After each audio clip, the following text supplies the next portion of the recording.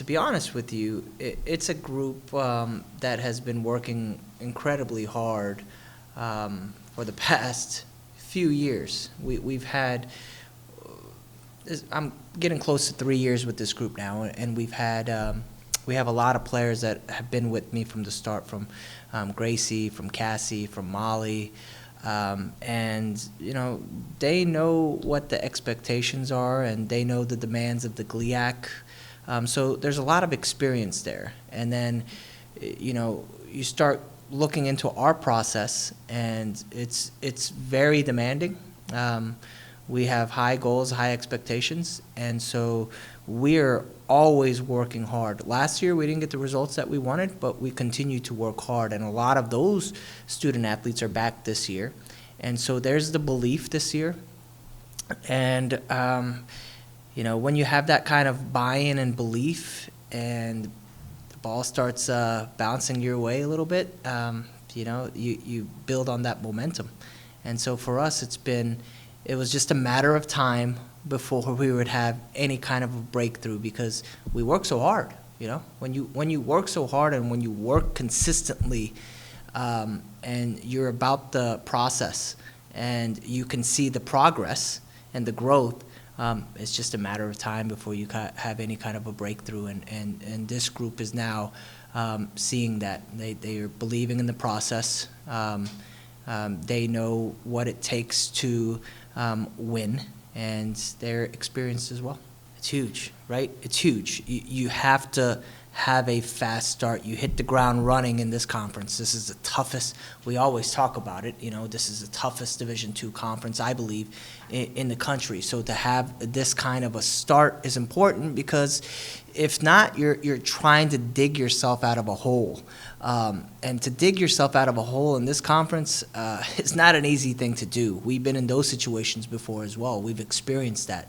So we know what it's like to have a fast start. We know what happens when you have a slow start. We know what happens when bounces don't go your way. We know how to deal with adversity.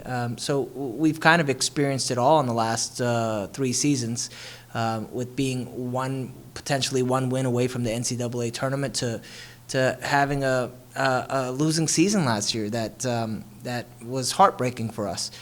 So the fast start is incredibly important for the momentum in this conference. Ferris is a good team, right? They were in a Final Four last year. They were a team that talked about last year being a potential rebuilding year for them, and they lost their All-American, but they brought a lot of players back. And this year might be their rebuilding year, but they're a very, very good team. So for our group, going into a battle like that against Ferris, a team that's been proven in this conference, who's been proven on the big stage nationally, it was huge. It was important for us to find a way to get the 3 points on the road. And so for our group, going up 2-0, and then the last 15 making it interesting with Ferris scoring a goal. And the last 15 minutes was definitely very interesting. They threw everything that they had at us, but this is a group now who is learning and figuring out how to deal with any kind of a little setback or any kind of adversity within the game, and they know how to refocus and grind it out and get back to work, and that's exactly what they did. I think Cassie told me after the match, we definitely made it interesting. We always have to make it interesting, but hey, we got the job done, so at the end of the day, that's all that matters. Well, you could see right after Ferris scored, they had a quick team huddle, team break. You don't have timeouts in soccer. So you only have your halftime, you only have your pregame, and then that's pretty much it. So any opportunity that you can get as a team, whether it's a quick water break, injury situation, whatever, to find a way to reset. And after the goal, there's about that 30 seconds, maybe 30 seconds to a minute where they can reset. And, captains bringing the team together and making sure that it's okay, it is what it is. We're not going to dwell on it because we're still winning the game. There's 15 minutes left, and we still have a job here to do. So that's where the leadership comes in, and that's where successful teams are player-led. and that's what you started to see. That's what you are starting to see more and more with this group. I mean, she's clutch. She's clutch. I mean, you can't really say much more than that. She comes out to play. She's focused, very motivated, very driven. She knows what she wants out of the season for this group. We have conversations about, what we want to accomplish. She is very familiar and confident in her back line. They have a very good relationship. Cassie and Molly have been playing center back role since they were little at club. They're probably going on a decade of playing center back together. So, you can't forget about that. Reese Scott being added into that back line, her physicality, that toughness. Emily Clayton is just lights out as well. And so Gracie has a very strong back line that is in front of her. And, she acknowledges that and she appreciates that and the hard work that they put in every day, every training session, every match. But, yeah, she's clutch. She's a gamer. She wants to win. She's incredibly competitive. And then, others in that back line should be getting a lot of recognition as well. Reese Scott is the silent one, but does her job. Cassie Boniface scoring goals now. I mean, come on, she's a center back hitting game winners. She deserves a lot of recognition, and she gets that recognition from her teammates. Molly Bolang, I would say, has been flying a little bit under the radar this year, but can she go 90-plus minutes every single match? So knock on wood, she stays healthy because she's a beast. And we call her Beast Mode 90 for a reason.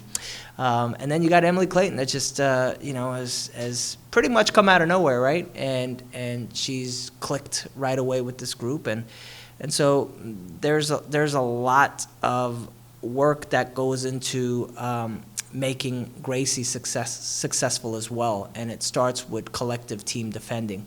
And then when that breaks down, there you go. She's clutch. Whether it's coming off her line, reaction saves, big saves, corner kicks,